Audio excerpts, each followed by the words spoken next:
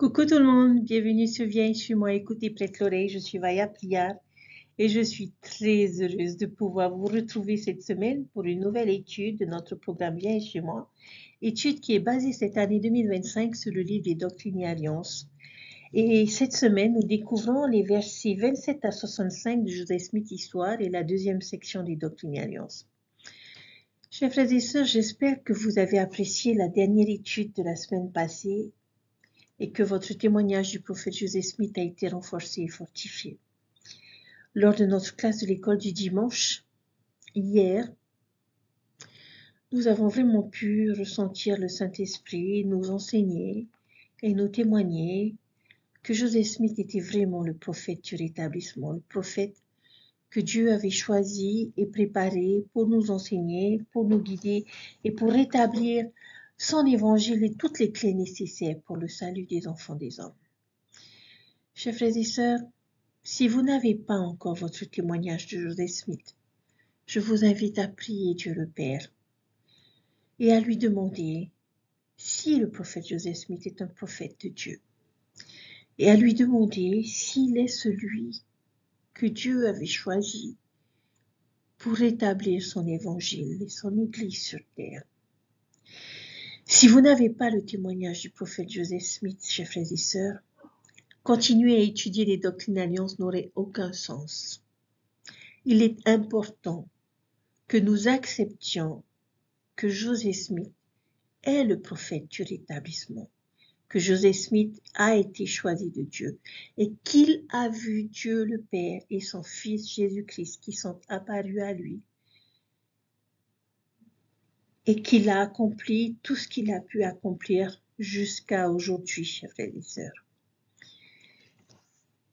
Et je vous témoigne que si vous le faites d'un cœur sincère, parce que vous manquez de sagesse, comme ce fut le cas pour Joseph Smith, je vous témoigne que Dieu vous répondra, qu'il se manifestera par le pouvoir de son esprit, comme il s'est manifesté à nous lors de cette classe de l'école du dimanche, et vous témoignera que Joseph Smith est réellement un prophète de Dieu. Cela faisait 3 ans que Dieu le Père et son Fils Jésus-Christ étaient apparus à Joseph Smith dans le bosquet. Et Joseph n'avait pas reçu d'autres révélations depuis lors. Il a commencé à se demander si le Seigneur était mécontent de lui. Comme chacun de nous, il avait fait des erreurs et il serait condamné par elles. Mais Dieu avait toujours une œuvre à lui faire accomplir. Et l'œuvre que Joseph a été appelé à faire est liée à ce que Dieu requiert de nous. Joseph allait faire paraître le livre de Mormon. Et il nous a demandé d'en faire connaître le message. Joseph allait recevoir les clés de la prêtrise pour tourner le cœur des enfants vers leur père. Nous pouvons maintenant recevoir des ordonnances pour nos ancêtres dans les temples. Des prophéties ont été faites, annoncées à Joseph, qui seraient bientôt accomplies. Et nous sommes appelés à contribuer à leur accomplissement. Lorsque nous participons à l'œuvre de Dieu, nous pouvons nous attendre à rencontrer de l'opposition et même des persécutions, comme cela a été le cas pour le prophète. Mais nous pouvons aussi avoir foi que le Seigneur fera de nous des instruments entre ses mains, tout comme il l'a fait pour Joseph. Quel que soit notre âge, que nous ayons 14 ans ou 90 ans, nous devons encore grandir pour atteindre le statut de Dieu et de déesse, n'est-ce pas? Je souhaiterais vous révéler que Dieu vous a donné à tous les mêmes choses qu'il a données à Joseph pour se préparer. Cela se construit jusqu'à ce moment et peut avoir un impact quand cela arrive, parce que c'est comme si vous disiez « Waouh, Dieu se soucie aussi de ma préparation ». Je souhaiterais que vous puissiez ressentir l'amour de Dieu pour vous et vous montrer à quel point ce dernier est investi dans votre préparation et votre potentiel. J'aimerais que vous puissiez repartir de cet enseignement en vous sentant reconnaissant et inspiré à profiter de toutes ces choses que Dieu vous a données. Nous ressemblons beaucoup à cette sculpture. Dieu nous transforme en quelque chose d'incroyable, quelque chose de beau, quelque chose de divin. Mais arriver à ce point va prendre bien sûr beaucoup de temps et de travail, plus que toute une vie. Comme ce sculpteur qui travaille avec son burin et son marteau, Dieu travaille sur nous avec chaque expérience, chaque défi, chaque leçon, chaque avertissement, chaque entretien. et il achève l'œuvre d'art divine que nous sommes. Mais n'oublions pas que nous n'y sommes pas encore. Nous sommes tous des œuvres en cours de réalisation. C'est un temps de préparation. Mais un jour, la sculpture achevée émergera et nous nous trouverons quelqu'un que nous n'aurions jamais imaginé être. J'aimerais vous faire une autre petite analogie. Voyons voir si vous pouvez penser à 5 professions qui nécessitent le plus de formation. Bien sûr, la liste que je vais vous donner est une liste générale et je suis sûre que l'on pourrait argumenter sur certaines disciplines qui pourraient nécessiter peut-être plus de formation. Mais en général, les métiers de chirurgien-médecin nécessitent une grande formation. L'apprentissage peut durer entre 10 à 14 ans avant que l'on puisse agir de manière indépendante en tant que médecin. Il y a également le métier d'avocat, les métiers de dentiste, de professeur d'université, d'ingénieur, ce qui peut être dans n'importe quel domaine, que ce soit mécanique, électrique, chimique, biomédical ou civil. Ensuite, on peut également trouver vétérinaire, architecte, biologiste et psychiatre. Et il y en a beaucoup d'autres. Mais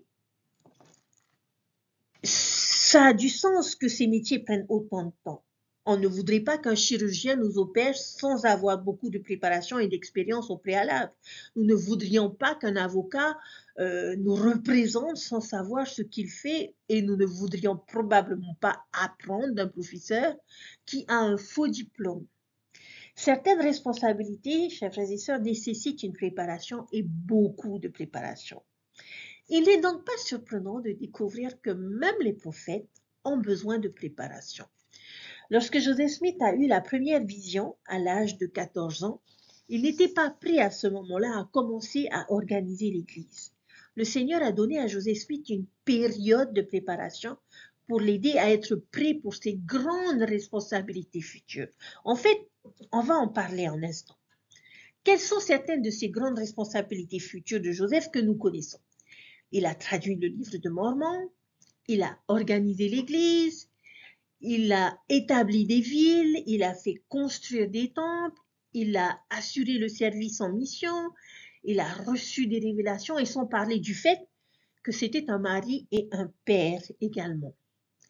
Alors, c'est vraiment étonnant de considérer tout ce que Joseph a pu accomplir au cours de ses 38 courtes années ici sur Terre. Mais il avait encore besoin d'une préparation pour accomplir tout cela. Alors, chers frères et sœurs, dans les versets 27 à 65 de Joseph Smith Histoire, ces versets vont nous montrer certaines des choses que Dieu a données à Joseph pour l'aider à se préparer à ses futures responsabilités sacrées. Je vais mettre en évidence certaines phrases de cette section et nous allons voir ce que Dieu donne à Joseph pour le préparer. Alors, dans les versets 29 à 30, il dit « Je commençai à prier et à supplier Dieu. » Qu'est-ce que Dieu a donné à Joseph pour l'aider à se préparer? La communication céleste par la prière. Joseph savait déjà, grâce à son expérience de la première vision, qu'il pouvait s'adresser directement à son Père céleste pour obtenir de l'aide et des conseils. Comme il l'a appris dans Jacques 1,5, si quelqu'un d'entre vous manque de sagesse, qu'il la demande à Dieu et elle lui sera donnée. Nous savons tous ce qui se passe ensuite. Joseph reçoit une manifestation divine sous la forme d'un ange. Sa chambre se remplit de lumière et Moroni apparaît. Au verset 33, il était ce messager envoyé de la présence de Dieu vers Joseph Smith et son nom était Moroni. Dieu a donné à Joseph des conseils prophétiques. Il n'y avait pas de prophète vivant sur la terre à cette époque. Alors qu'est-ce que Dieu a fait? Il lui a envoyé la meilleure chose. Un prophète ressuscité.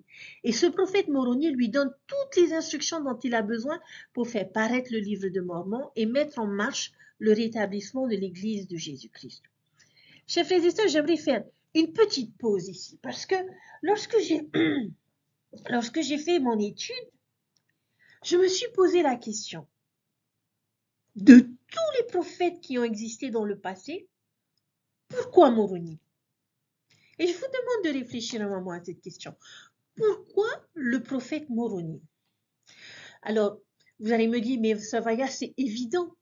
c'est lui qui a caché les plaques, donc c'est normal que ce soit lui qui remette les plaques en main propre au prophète Joseph Smith. Oui, c'est peut-être une des raisons. Mais lorsque l'on regarde le contexte dans lequel le prophète Joseph Smith évolue, chers frères et sœurs,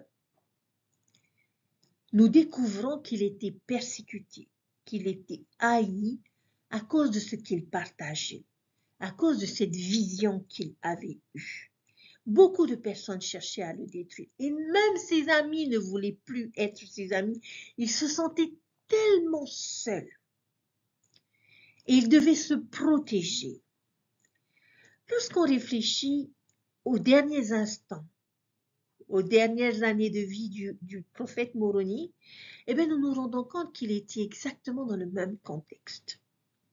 Et qu'est-ce que cela pourrait nous inspirer, chers frères et sœurs? Eh bien, pourquoi Moroni? Eh bien, je me suis dit peut-être parce que c'était quelqu'un qui connaissait les circonstances du prophète Joseph Smith pour avoir vécu les mêmes circonstances. Et qu'il ne pouvait peut-être pas y avoir mieux que lui pour aider Joseph Smith dans cette situation difficile et pour lui apporter la force, le courage, les conseils nécessaires pour rester fidèle à cette œuvre et à son engagement vis-à-vis du Seigneur, malgré les voix autour de lui, malgré les persécutions, malgré la haine, malgré le fait qu'on voulait le faire taire. Et chers frères et sœurs, j'aime beaucoup cette idée, cette pensée. Pourquoi? Parce qu'elle me témoigne, encore une fois, que nous avons un Dieu qui nous aime et qui nous comprend. Et lorsqu'il nous envoie des messagers célestes, il nous enverra toujours la meilleure personne qui pourra comprendre nos circonstances pour les avoir vécues elle-même et qui pourra nous donner les meilleurs conseils parce qu'elle s'en est sortie elle-même. Et je sens la compassion, la sollicitude de notre Père Céleste à travers cette expérience, à travers ce choix qu'il a peut-être fait pour pouvoir aider le prophète Joseph Smith. Rappelez-vous qu'il n'avait que 14 ans. Nos enfants peuvent être soumis à ce genre de circonstances et de contextes où ils sont haïs ou détestés ou persécutés parce qu'ils sont membres de l'Église de Jésus-Christ des Saints des derniers jours. Je prie, chers frères et sœurs, que nous puissions être ce messager céleste que Dieu enverra vers ce jeune ou cette jeune fille pour l'aider dans ces circonstances, pour l'aider dans ce contexte, pour l'aider dans ces moments où elle a l'impression qu'elle n'a plus aucun ami. Chers frères et sœurs, Dieu a conscience de ce que nous endurons dans notre vie. Et comme pour le prophète Joseph Smith, il nous enverra des messagers célestes. Puissions-nous apprendre à les reconnaître.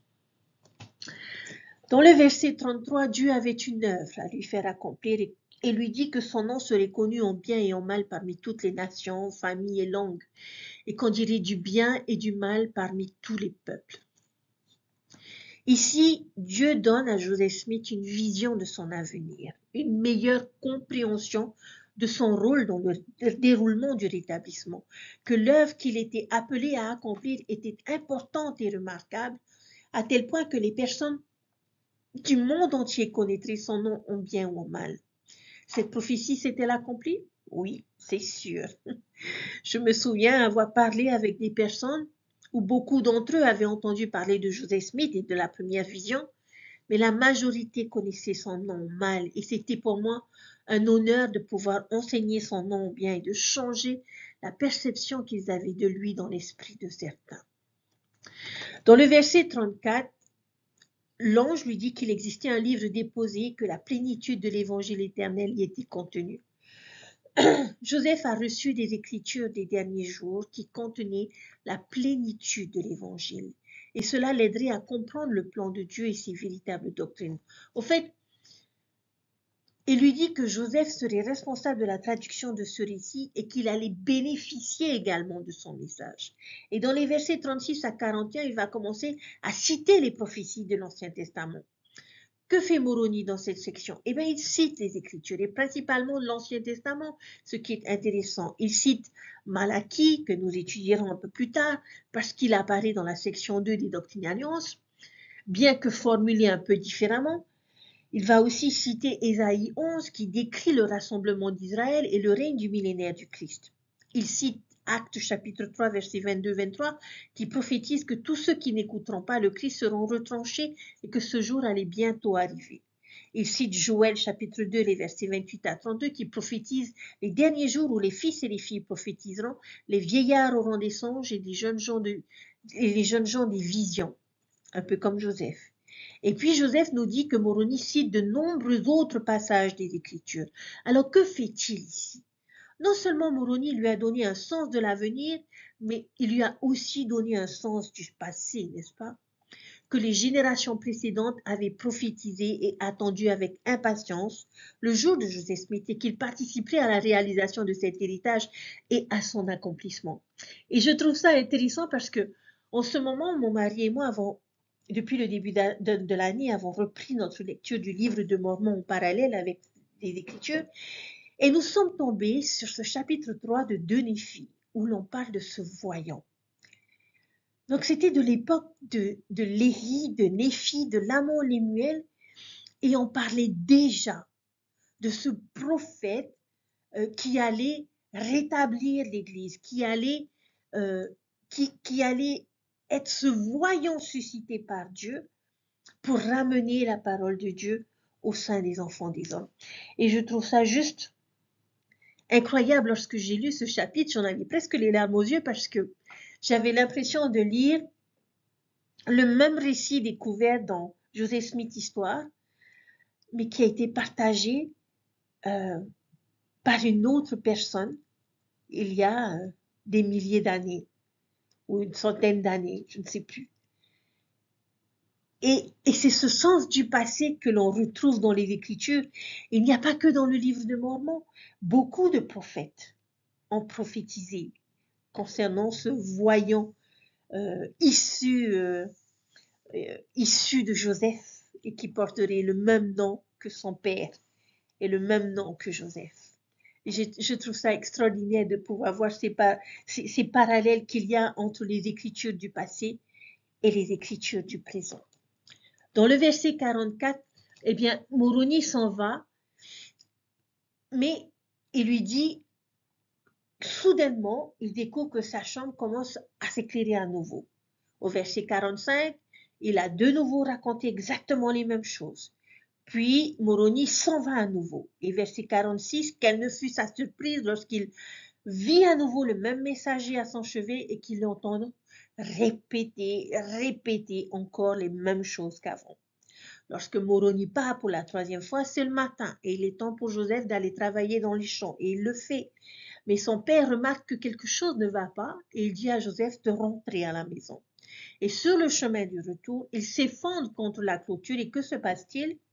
Moroni réapparaît. Verset 49, il lève les yeux et il voit ce même messager au-dessus de sa tête, lui raconter alors de nouveau tout ce qu'il lui avait déjà raconté la nuit précédente. Pourquoi pensez-vous que Dieu demande à Moroni de faire cela? Pour graver profondément le message dans son esprit par la répétition. Il lui a donné des messages répétés. Joseph est un adolescent après tout, et ils ont souvent besoin de rappels fréquents de ce qu'ils doivent faire. J'enseigne des adolescents, donc je sais comment cela fonctionne. Je sais que l'on doit tout le temps leur rappeler les mêmes choses, comme le simple fait d'écrire son nom sur une feuille, pour que la plupart d'entre eux le fassent, mais il y en a toujours qui oublient de le faire. Donc, des messages répétés. Au verset 46, lorsqu'on revient un peu en arrière pendant l'une des visites de Moroni, Moroni l'a mis en garde en lui disant que Satan essaierait de le tenter.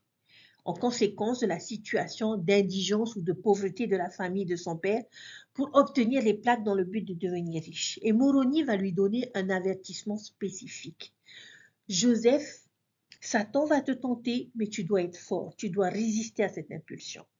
Et au verset 49, après la quatrième visite de Moroni, il dit à Joseph d'aller raconter la vision à son père, ce que Joseph fait. Pourquoi Moroni voudrait-il qu'il fasse cela? Je pense que c'est parce qu'il sait que la famille de Joseph le soutiendra et l'encouragera. Le père de Joseph dit immédiatement à Joseph qu'il devrait aller faire ce que le messager lui a ordonné. La première famille de l'Église est un exemple brillant de ce à quoi les familles des derniers jours devraient s'efforcer d'être. Elles soutiennent Joseph jusqu'à la fin. Et c'est un autre maillon dans la chaîne de mon témoignage de Joseph Smith en tant que prophète. Soit Joseph est un prophète, soit il l'a inventé. S'il avait inventé tout cela, les premières personnes qu'il aurait dû tromper étaient sa propre famille. Et je ne le crois pas. D'après tout ce que j'ai pu lire, cette famille était pleine d'amour, de soutien et de loyauté. Il est impossible que Joseph leur ait fait endurer ce qu'ils ont dû endurer pour un mensonge. Moroni savait que Joseph Smith, père, soutiendrait son fils, ainsi que Lucy Mack, Alvin, Hiram, Samuel et tous les autres. Dieu a donné à Joseph une famille qui le soutenait. Nous savons que Joseph se rendit ensuite sur la colline de Cumorah et découvrit les plaques. Mais il lui fut alors interdit de les prendre, et nous parlerons de cette conversation un peu plus tard. Mais Joseph nous dit ici, « J'y suis allé à la fin de chaque année, et à chaque fois, j'y ai trouvé le même messager, et j'ai reçu des instructions et des enseignements de sa part à chacune de nos entrevues. » Qu'est-ce que Dieu a donné à Joseph ici? Un entretien annuel avec un dirigeant de la prêtrise pour aider et préparer continuellement Joseph jusqu'au moment où il commencerait à assumer les grandes responsabilités qui lui étaient confiées. Chers frères et sœurs, regardez-moi ce graphique, regardez-moi cette liste, regardez toutes les choses que Dieu a faites pour Joseph pour l'aider à se préparer à ses responsabilités sacrées. La prière, une orientation prophétique, une vision de son avenir, un sens du passé, les écritures des derniers jours, des messagers répétés, des avertissements spécifiques et un entretien annuel.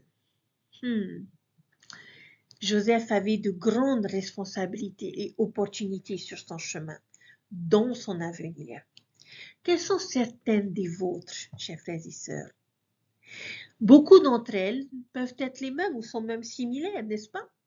Être une épouse ou un mari, être un père ou une mère, les alliances du temple, nos responsabilités dans l'Église, le travail missionnaire, notre carrière.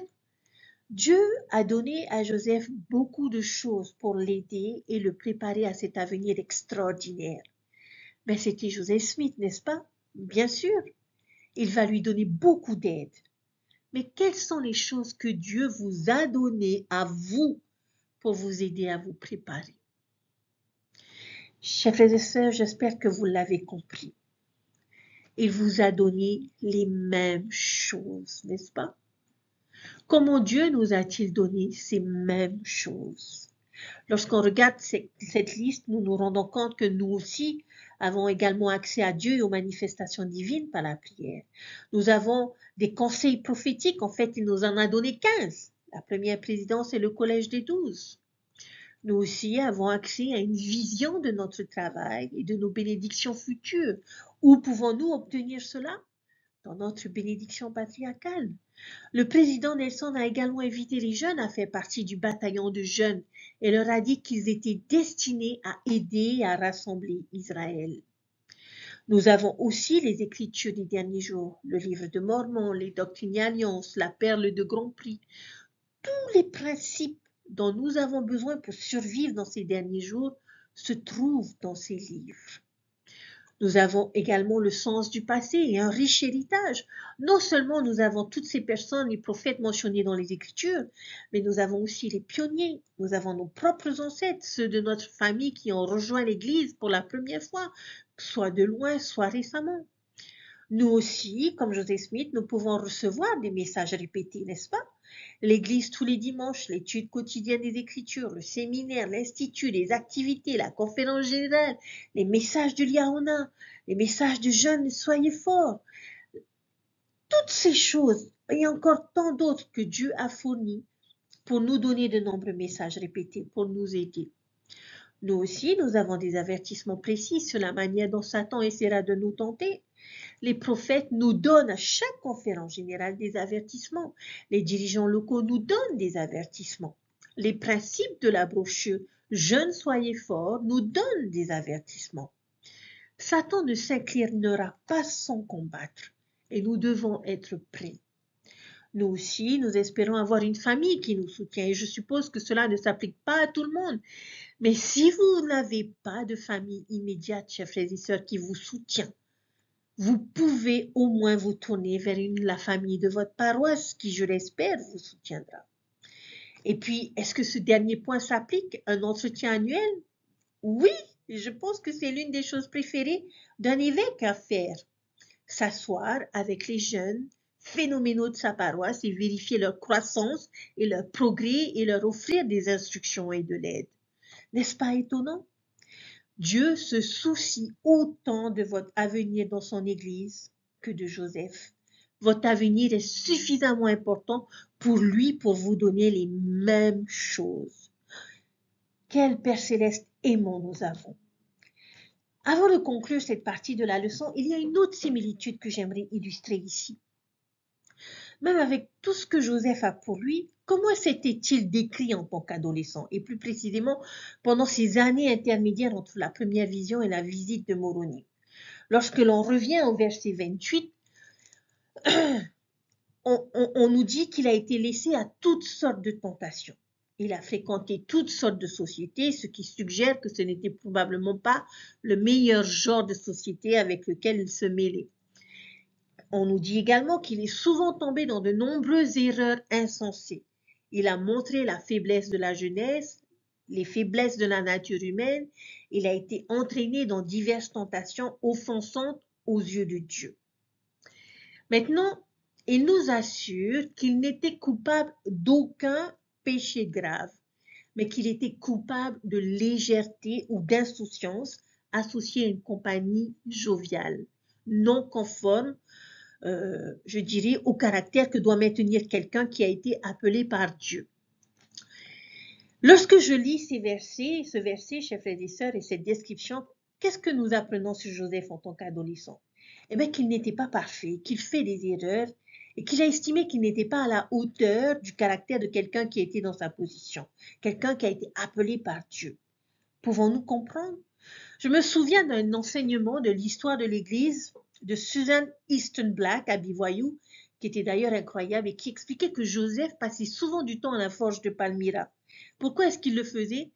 Probablement parce que les gens qui étaient habituellement là étaient des passants, c'est-à-dire des personnes qui s'arrêtaient pour faire réparer leurs roues de chariot ou pour réparer leurs armes ou réparer des outils. Des gens qui ne connaissaient pas l'histoire de Joseph. Parce que nous avons appris la dernière fois que les personnes de Palmyra ont accablé Joseph de persécution. Mais quel genre de personnes ou de sociétés traversait-il? C'était des trappeurs, des vendeurs, des escrocs, des gens qui fuyaient leur passé, des gens de passage. Pas le meilleur de la société. Une compagnie joyeuse, légère. Je suis sûre que Joseph a probablement senti qu'il était allé un peu trop loin dans ses relations et ses conversations avec eux. De plus, Joseph admet qu'il avait un tempérament joyeux inné. Parfois, les adolescents peuvent être un peu légers d'esprit et dépasser les limites de la bienséance. Joseph s'inquiétait donc de cet aspect de sa jeunesse. Alors, allons-nous probablement faire des erreurs? Oui, même Joseph en a fait. Nous tomberons probablement dans des erreurs stupides et diverses tentations et nous montrerons la faiblesse de notre jeunesse ou la faiblesse de notre nature humaine. Un bon exemple de cette faiblesse de la jeunesse se présente lorsque Joseph se rend pour la première fois sur la colline Cumorah pour découvrir les plaques. Maintenant, nous savons tous à quelle tentation Joseph va faire face lorsqu'il ira chercher les plaques, n'est-ce pas? Je pense que ce serait la même chose pour nous. Moroni l'a spécifiquement mis en garde à ce sujet. Et quelle était-elle? De ne pas utiliser les plaques pour de l'argent. Le trésor était les Écritures et pas le matériel sur lequel elles étaient enregistrées. Alors, que pensez-vous qui va se passer? Joseph va-t-il être fort et résister à cette tentation? Vous pourriez être surpris de ce qui se passe. Au verset 53, nous voyons que Joseph tente de récupérer les plaques. et que le messager lui interdit de les prendre. C'est un euphémisme quand on lit l'histoire complète de ce qui s'est passé. Oliver Cowdery nous raconte probablement quelque chose qu'il a obtenu de Joseph. C'est une citation un peu longue, mais je pense qu'elle est importante pour nous aider à comprendre le principe ici. Accompagnant Joseph sur la colline et entrant un peu dans son esprit, voici ce qu'Oliver Cowdery a déclaré. Vous vous êtes peut-être étonné que l'esprit de notre frère ait été si occupé par les pensées des biens de ce monde au moment de son arrivée à Cumorah, le matin du 22 septembre 1823, après avoir été enveloppé dans les visions du ciel pendant la nuit et aussi avoir vu et entendu en plein jour. Mais l'esprit de l'homme est facilement détourné s'il n'est pas soutenu par la puissance de Dieu, par la prière de la foi. Et vous vous souviendrez que j'ai dit que deux puissances invisibles opéraient sur son esprit pendant sa marche de sa résidence à Cumorah, et que l'une d'elles, qui insistait sur la certitude de la richesse et du bien-être dans cette vie, avait si puissamment agi sur lui que le grand objectif si soigneusement et si impressionnamment nommé par l'ange avait complètement disparu de sa mémoire, que seule une détermination ferme à l'obtenir maintenant le poussait en avant. Alors qu'avait décidé Joseph alors qu'il marchait vers la colline Cumorah? Utiliser les plaques pour de l'argent, c'est vrai.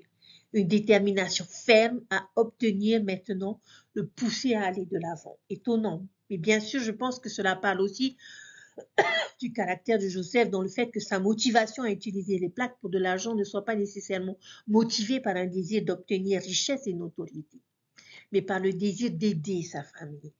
Car la famille Smith avait subi un certain nombre d'échecs financiers jusqu'à ce point.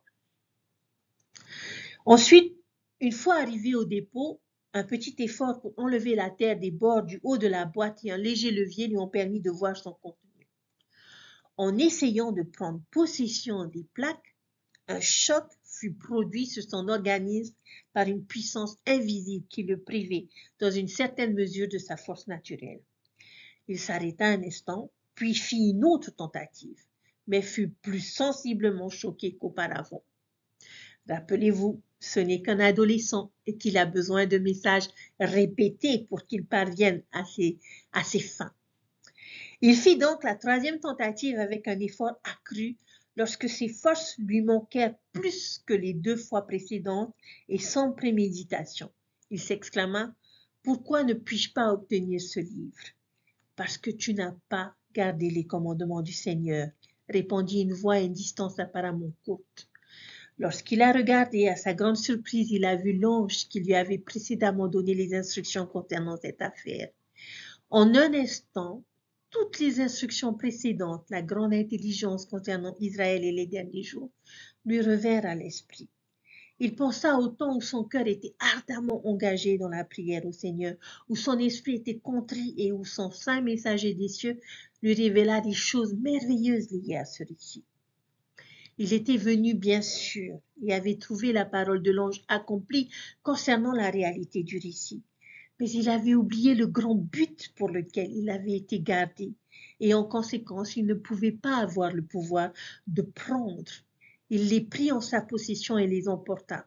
C'est donc en partie la raison pour laquelle Joseph a dû attendre près de 4 ans pour obtenir les plaques. Il n'était pas prêt.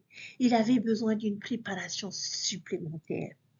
Oliver Cowdery ajoute également cette observation poignante concernant Joseph lorsqu'il dit: « Pour cela qui a entraîné l'échec de l'obtention à ce moment-là des annales, ne comprenez pas que je blâme notre frère. Il était jeune et son esprit s'est facilement détourné des principes corrects, à moins qu'il ne puisse être favorisé d'une certaine expérience. Et pourtant, bien que jeune, sans tradition et sans instruction dans les systèmes du monde, il était dans une situation où il était conduit dans la grande œuvre de Dieu et était qualifié pour l'accomplir en temps voulu. » Fin de citation. Chers frères et sœurs, nous aussi, nous allons probablement avoir notre esprit détourné à l'occasion des principes corrects. Nous aussi allons commettre des erreurs et faire preuve de faiblesse. Même Joseph l'a fait, et nous devons être favorisés par une certaine expérience. Maintenant, comme Joseph, nous ne sommes pas coupables de péché malin.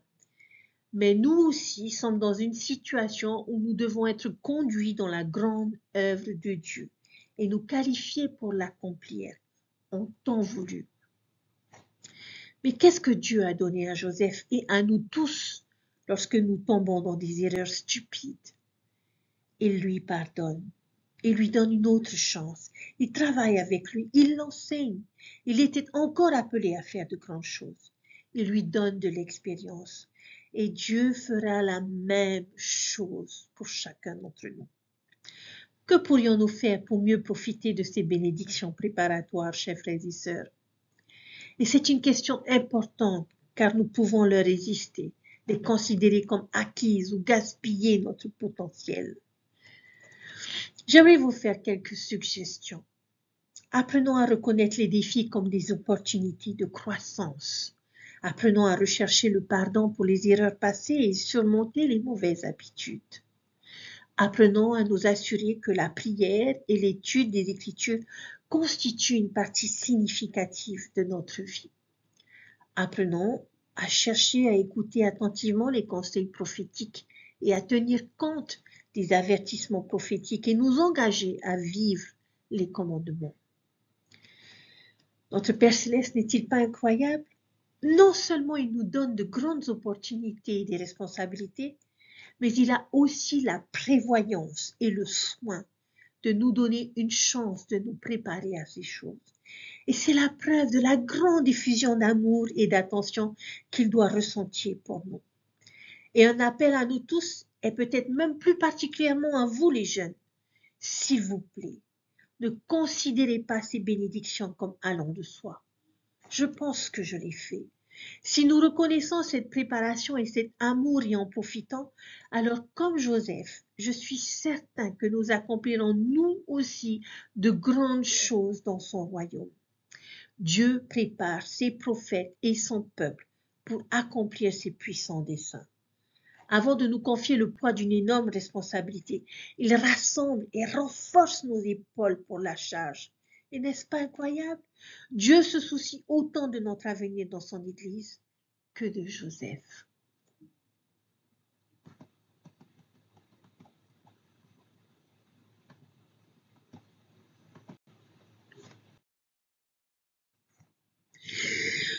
J'aimerais m'attarder un moment au verset 28. L'une des grandes questions de la religion est de savoir ce que nous faisons lorsque nous rencontrons des personnes qui ne font pas partie de la bergerie. Si nous sommes convaincus de nos propres croyances, nous ne pouvons qu'en arriver à la conclusion que les autres ont tort, qu'ils sont dans l'illusion. Alors que faisons-nous? Malheureusement, dans une grande partie de l'histoire religieuse de manière embarrassante, en particulier dans le christianisme, certains ont eu recours aux guerres, aux persécutions, aux croisades, aux inquisitions, aux bûchers, aux exécutions. Et c'est un triste commentaire sur la religion que c'est ainsi que les religieux ont souvent traité cette question. Leur solution, lorsque nous rencontrons la brebis faisant partie d'une autre bergerie, c'est l'abattre. Est-ce ainsi que le Seigneur aurait voulu? Évidemment pas. Alors, quelle est la meilleure solution? Et j'aime la façon dont Joseph le dit parce qu'il s'est retrouvé dans cette situation. Il a été cruellement persécuté pour ne pas avoir cru ce que tous ceux qui l'entouraient croyaient. En lisant le verset 28 qui est à l'écran, vous voyez que l'on peut trouver une meilleure solution pour gérer ces brebis perdues.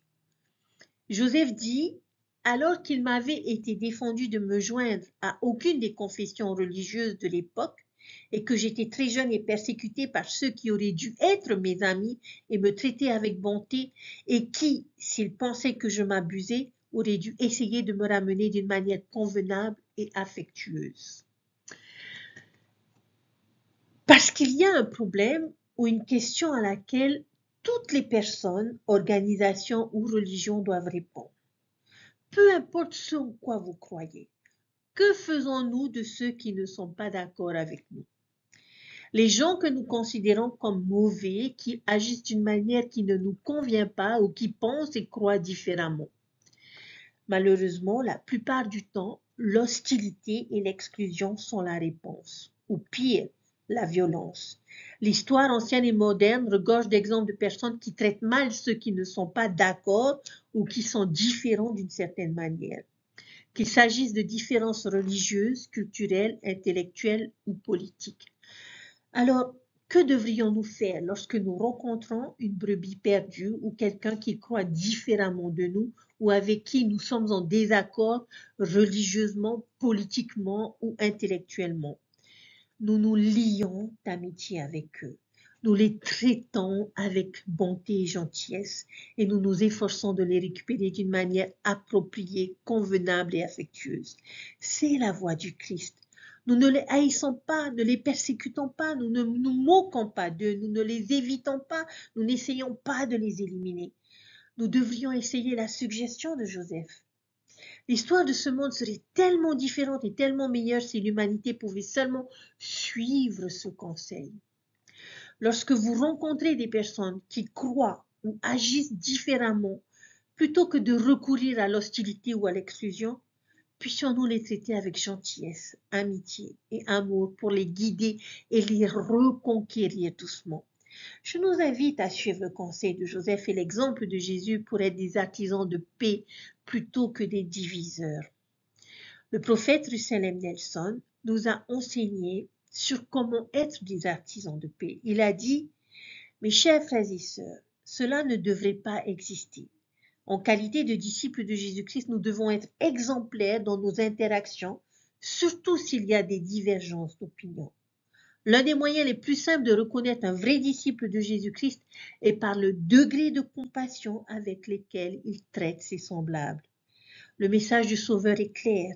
Ces vrais disciples édifient, élèvent, encouragent, persuadent et inspirent, quelle que soit la difficulté de la situation. Les vrais disciples de Jésus-Christ procurent la paix. Mes chers frères et sœurs, la manière dont nous nous traitons mutuellement importe vraiment. La façon dont nous nous adressons à d'autres personnes et parlons d'elles au foyer, à l'église, au travail et en ligne importe vraiment. Aujourd'hui, je nous demande d'interagir de manière plus élevée, plus sainte. Écoutez attentivement, s'il vous plaît. Tout ce que nous disons d'une personne en face ou dans son dos doit être vertueux, aimable, mériter l'approbation ou être digne de louange. Voilà notre modèle de communication. Soyons des artisans de paix. Chers frères et sœurs, je ne vais résumer que les versets 55 à 65 qui sont principalement des récits. Au milieu de la préparation de Joseph pour recevoir les plaques, la vie continue pour lui et sa famille. Certains événements importants sont décrits ici. Joseph travaille, son frère aîné Alvin meurt, ce qui a vraiment un effet profond sur le prophète, et nous parlerons davantage d'Alvin lorsque nous arriverons à la section 137. Alors qu'il travaille pour Josia, il rencontre et tombe amoureux d'une femme étonnante, Emma, qu'il épouse au grand désespoir de ses parents. Il retourne à la ferme des Smith où Joseph reçoit finalement les plaques et commence le travail de traduction avec l'aide de Martin Harris, un riche fermier de la région. Vous avez également l'incident du professeur Anton décrit ici, mais nous essaierons d'en discuter une autre fois peut-être. Mais j'aimerais passer le reste de notre temps dans la section 2 des Doctrines et Alliances, une section énorme en signification et en importance, mais très courte en longueur.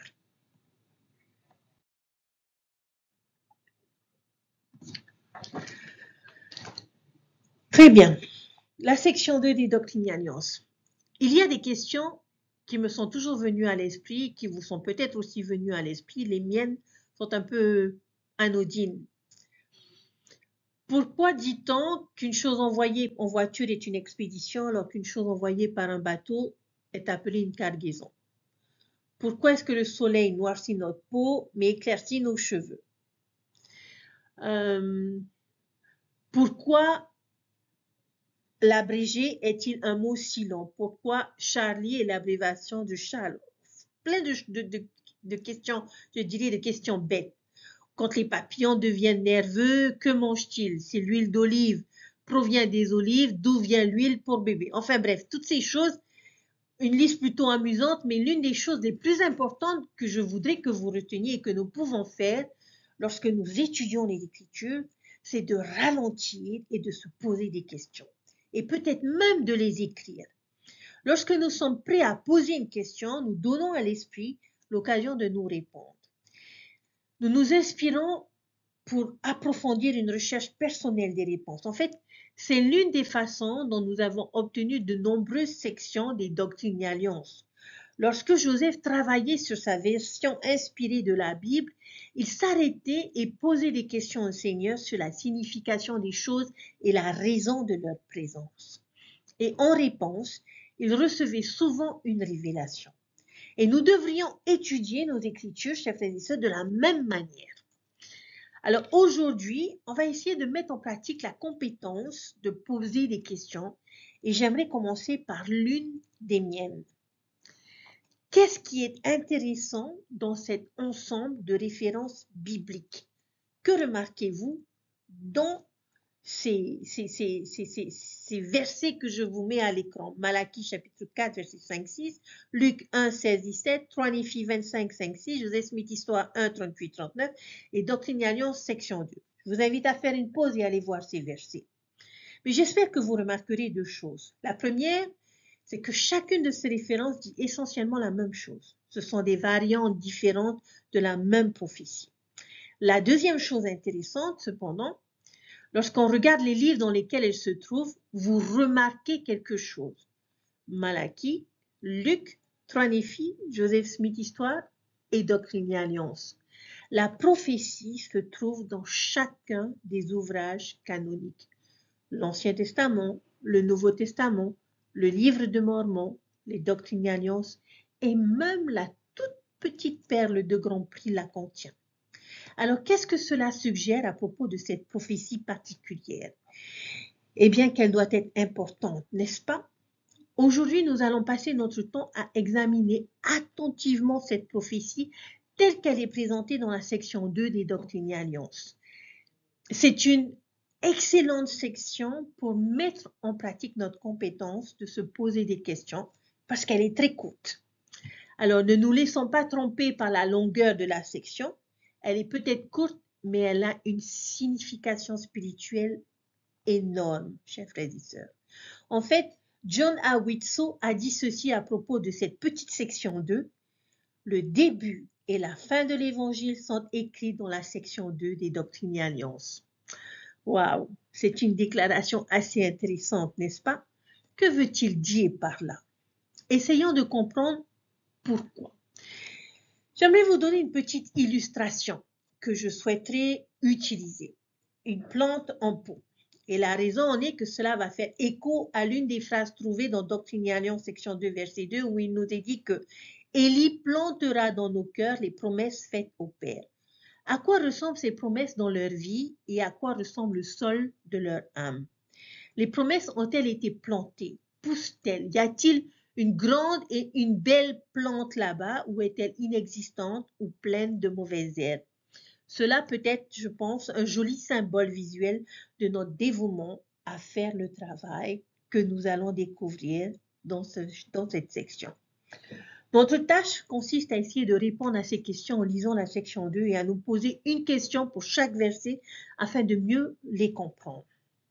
Ensuite, nous allons passer le reste de notre étude à essayer de répondre à ces questions.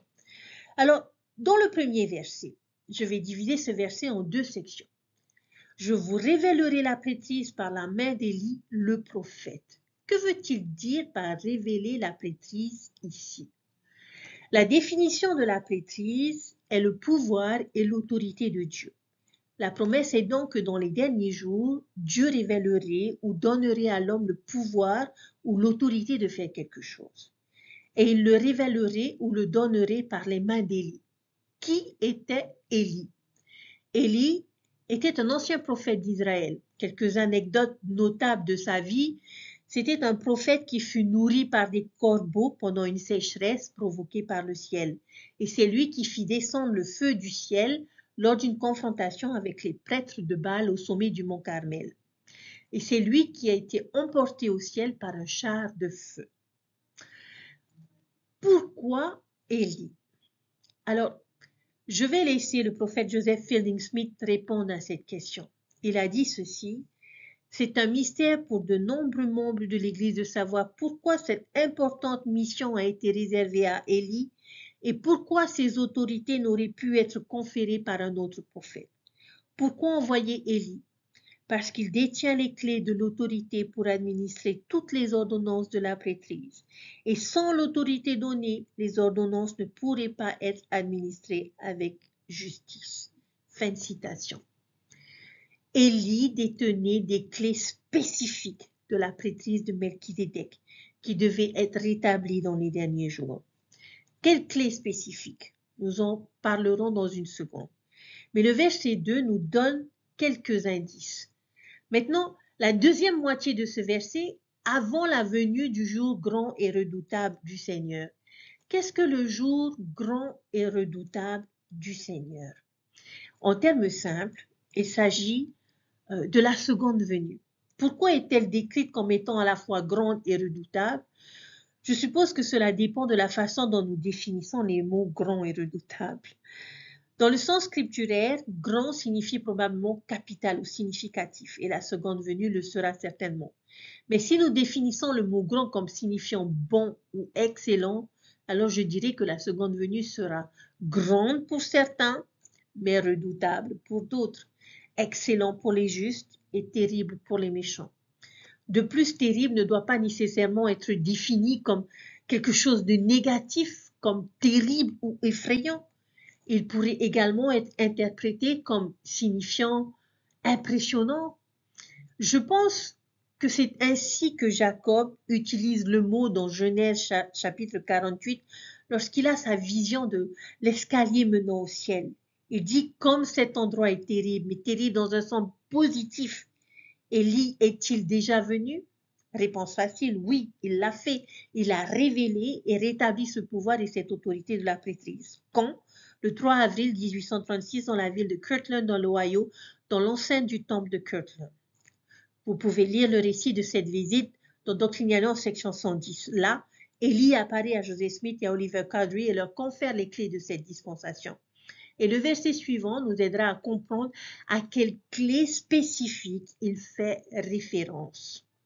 Alors, note en marge intéressante, puisque cette prophétie apparaît dans l'Ancien Testament, les Juifs croient aussi qu'Élie reviendra. Ainsi, à la Pâque, ils placent toujours une chaise vide à la table pour Élie au cas où il reviendrait. Eh bien, quand a eu lieu la Pâque en 1836, le 3 avril était le deuxième jour de la Pâque. Ainsi, ce jour-là, alors que des milliers de familles juives du monde entier préparaient une chaise vide pour le retour d'Élie en 1836, elles ne se rendaient pas compte qu'il était réellement venu ce jour-là à Kirtland, dans l'Ohio. Verset 2. Et il implantera dans le cœur des enfants les promesses faites au Père, et le cœur des enfants se tournera vers leur Père. Deux mots-clés, promesses et Père. Qui sont les pères? Excellente question. Il y en a en fait deux groupes différents de pères auxquels il est fait référence dans ce verset. Vous avez les pères et leurs pères. Tout d'abord, les pères fait référence aux pères patriarcaux, Abraham, Isaac et Jacob.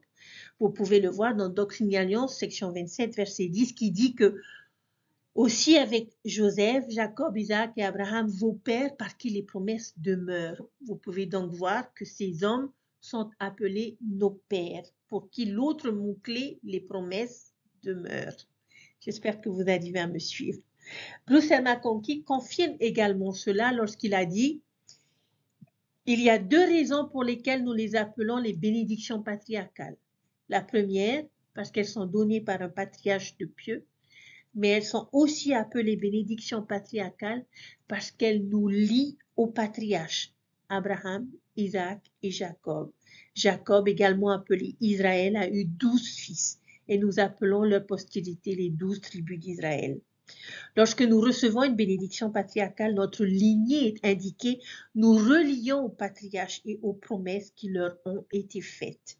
Dans la prophétie selon laquelle il implantera dans le cœur des enfants des hommes les promesses faites aux pères, l'expression les pères fait référence à Abraham, Isaac et Jacob, à qui les promesses ont été faites. Alors, quelles sont ces promesses? C'est la question logique que l'on doit se poser. Ce sont les promesses d'une continuation de l'unité familiale dans l'éternité. Quelles sont les promesses faites au Père? Les promesses sont les promesses de ce que nous appelons l'alliance abrahamique. C'est un sujet très profond et nous pourrions peut-être passer des heures à expliquer ce que cela implique. Mais je vais essayer juste de résumer. Dieu a fait des promesses à l'ancien prophète Abraham selon lesquelles, s'il prêchait l'évangile aux autres, il serait béni, avec une postérité au-dessus du nombre des grains de sable de la mer. Un lieu, soit la Nouvelle Jérusalem, soit un lieu avec Dieu dans son royaume et sa puissance et la puissance de la prêtrise. Et vous pouvez lire cela plus précisément dans Abraham chapitre 2. Mais parlons à nouveau de ces clés. Quelle clé spécifique de la prêtrise Élie a-t-il rétabli?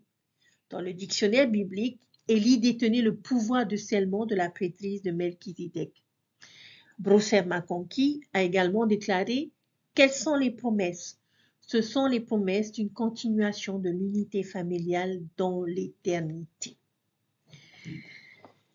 Chers frères et sœurs, c'était une promesse de famille éternelle, des liens éternels entre mari et femme, parents, enfants, humanité et Dieu, et certaines des plus grandes bénédictions de l'évangile éternel. Pouvez-vous comprendre pourquoi John Howitso disait que le début et la fin de l'évangile sont écrits ici dans cette section? Qui sont les enfants? Joseph Fielding Smith encore nous dit que les enfants sont ceux qui vivent maintenant. Donc,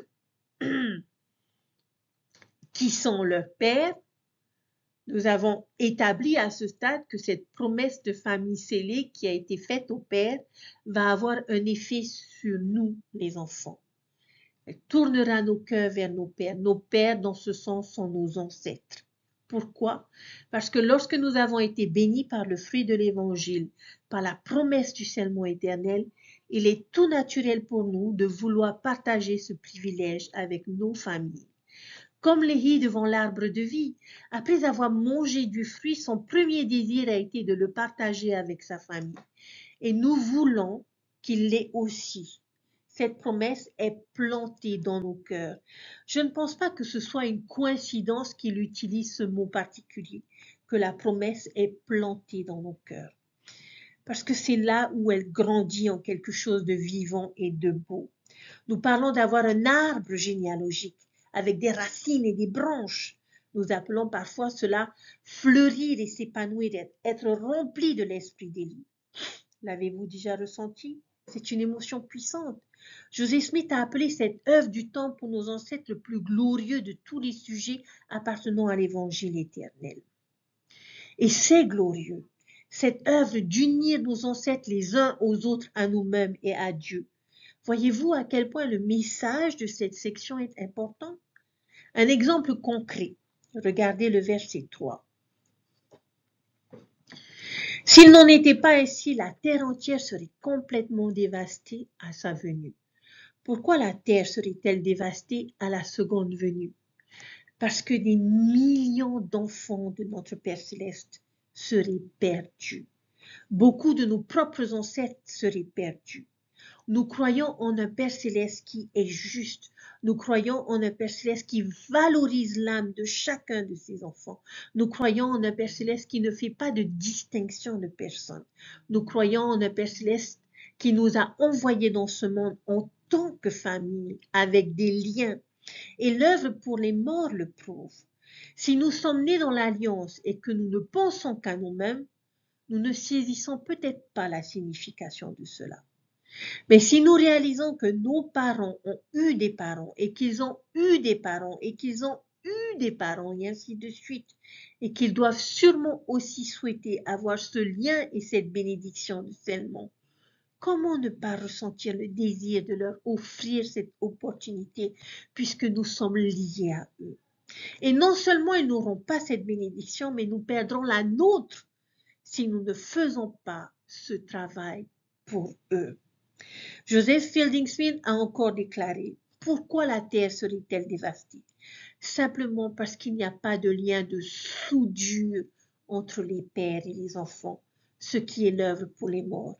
Alors nous serons tous rejetés. Toute l'œuvre de Dieu échouera et sera complètement gâchée.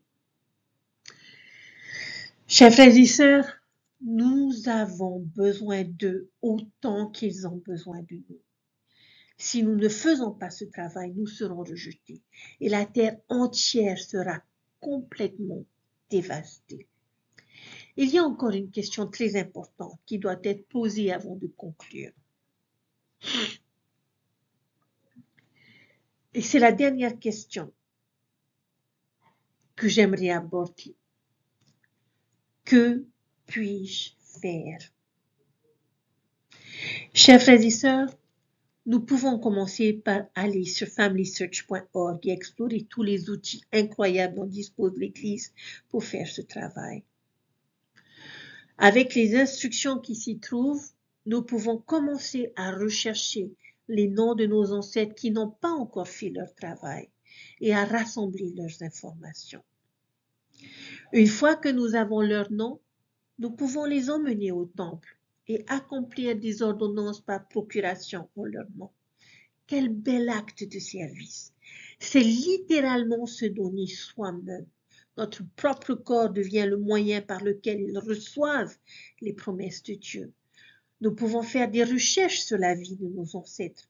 Apprenons-en plus sur eux et leur expérience de vie. Cette étude enrichira notre propre vie et notre appréciation de ces personnes. Nous pouvons nous impliquer dans le travail d'indexation qui rend la recherche généalogique possible pour des milliers de personnes.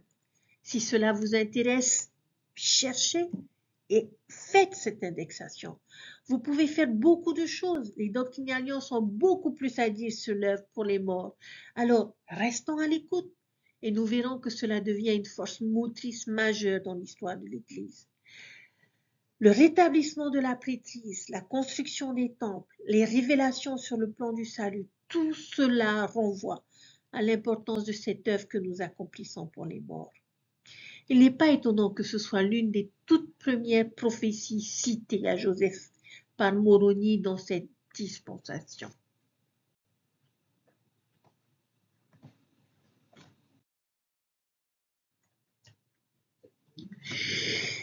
Chers frères et sœurs, j'espère que vous avez ressenti l'esprit d'Élie dans votre propre vie. Il est revenu. Cette prophétie s'est-elle accomplie pour vous? Avez-vous ressenti les promesses faites au Père se planter dans votre cœur? Votre cœur s'est-il tourné vers vos pères? Je peux vous promettre que des bénédictions glorieuses sont toujours liées à une œuvre glorieuse. Et j'espère que la plus grande question que vous vous poserez aujourd'hui est « Que puis-je faire ?» et que vous ferez quelque chose, que vous aiderez cette petite plante à grandir et à fleurir en majesté. Je vous laisse avec cette promesse faite par Elder Bednar à ceux qui choisissent de s'engager dans cette œuvre. Il a dit « Si vous répondez avec foi à cette invitation, votre cœur se tournera vers les pères. Les promesses faites à Abraham, Isaac et Jacob seront implantées dans vos cœurs. Votre bénédiction patriarcale avec sa déclaration de lignée vous liera à ses pères et aura plus de sens pour vous. Votre amour et votre gratitude pour vos ancêtres augmenteront et votre témoignage du Sauveur et votre conversion à son égard deviendront profonds et durables. Et je vous promets que vous serez protégés contre l'influence croissante de l'adversaire. Si vous participez à cette œuvre sainte et que vous l'aimez, vous serez protégés dans votre jeunesse et tout au long de votre vie. Chers frères et sœurs, j'aimerais particulièrement inviter les jeunes de l'Église à apprendre ce qu'est l'esprit d'Élie et à le ressentir. Je vous recommande d'étudier, de rechercher vos ancêtres et de vous préparer à accomplir des baptêmes par procuration dans la maison du Seigneur pour vos ancêtres décédés. Je vous exhorte à aider d'autres personnes à découvrir leur histoire familiale. Répondons avec foi à cette invitation et notre cœur se tournera vers nos ancêtres. Les promesses faites à Abraham, Isaac et Jacob seront implantées dans notre cœur. Notre bénédiction patriarcale contenant la déclaration de notre lignage nous liera à ses pères et aura plus de sens pour nous. Notre amour et notre reconnaissance envers nos ancêtres augmentera. notre témoignage du Sauveur et notre conversion à lui deviendront profonds et plus durables. Et nous serons protégés de l'influence de plus en plus intense de l'adversaire. En participant à cette œuvre sainte et en l'aimant, nous serons protégés tout au long de notre vie. J'en fais l'écho des paroles d'Elle de Bernard. À vous, parents et dirigeants, veuillez aider vos enfants et les jeunes à mieux connaître l'esprit d'Élie, à le ressentir. Mes chers frères et sœurs, l'histoire familiale n'est pas seulement un programme ou une activité intéressante parrainée par l'Église. Elle est en fait une partie essentielle de l'œuvre du salut et de l'exaltation. Nous avons été préparés pour vivre à cette époque et édifier le royaume de Dieu. Nous sommes ici maintenant sur terre pour contribuer à cette œuvre glorieuse. Je témoigne qu'Élie est revenu sur la terre et qu'il a rétabli l'autorité sacrée du serment. Je témoigne que ce qui est lié sur la terre peut être lié dans les cieux. Et je sais que les jeunes de la génération montante ont un rôle clé à jouer dans cette grande entreprise. Je sais que Dieu vit et qu'il nous aime, que cette œuvre qui a été rétablie et engagée est merveilleuse. Et je prie qu'à notre façon, nous en fassions tous partie et que nous jouions notre part. Comme le prophète Joseph Smith, le Seigneur nous prépare, acceptant toutes ces choses qui nous préparent à devenir ce que Dieu veut que nous soyons. Et puissions-nous avoir le cœur et les yeux pour voir qui nous sommes aux yeux de Dieu et agir en conséquence. Chers frères et sœurs,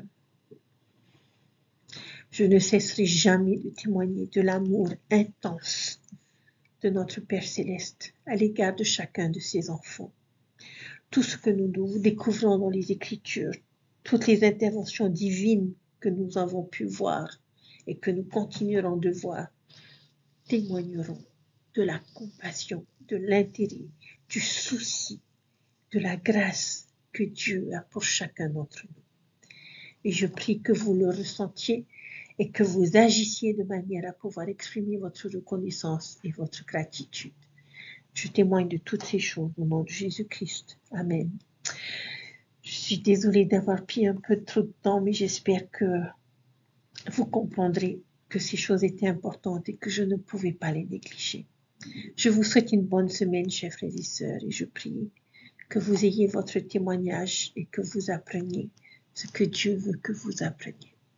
Prenez soin de vous et je vous dis à la semaine prochaine. Bye!